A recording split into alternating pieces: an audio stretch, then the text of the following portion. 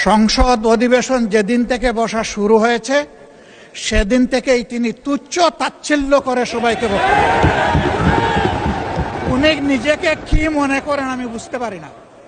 এমনকি তিনি সেই দুঃসাহস এখানে দাঁড়িয়ে তিনি দেখিয়েছেন, তিনি বলেছেন যে এই সংসদে তিনি শিক্ষকের ভূমিকা পালন করবেন।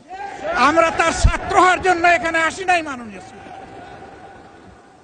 শিক্ষকতা করতে হলে তিনি একটা ইউনিভার্সিটি খুলুন, ওখানে যার পছন্দ গিয়ে ভর্তি হবে, ওনার লেকচার শুনবে।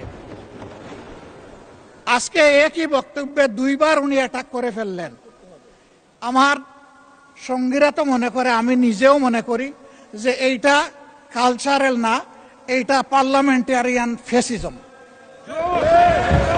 এটা হওয়া উচিত না। উনি এই পল্টন আজকে নতুন করে বলেন নাই, হিট দিয়ে কথা বলেন নাই। আজকে আমি সুস্পষ্টভাবে দায়িত্ব নিয়ে বলছি, এই পার্লামেন্টের সৌন্দর্য বিধানের জন্য উনাকে দুঃখ প্রকাশ করতে হবে এবং উনার বক্তব্য সংসদের এই কার্যপ্রণালী থেকে এক্সপাঞ্জ করতে হবে। যদি এইটুকু করে আমরা বসবো, না হইলে এখানে বসা অপমান নিয়ে আমাদের এখানে বসার কোনো প্রশ্নই উঠে না। আপনাকে ধন্যবাদ।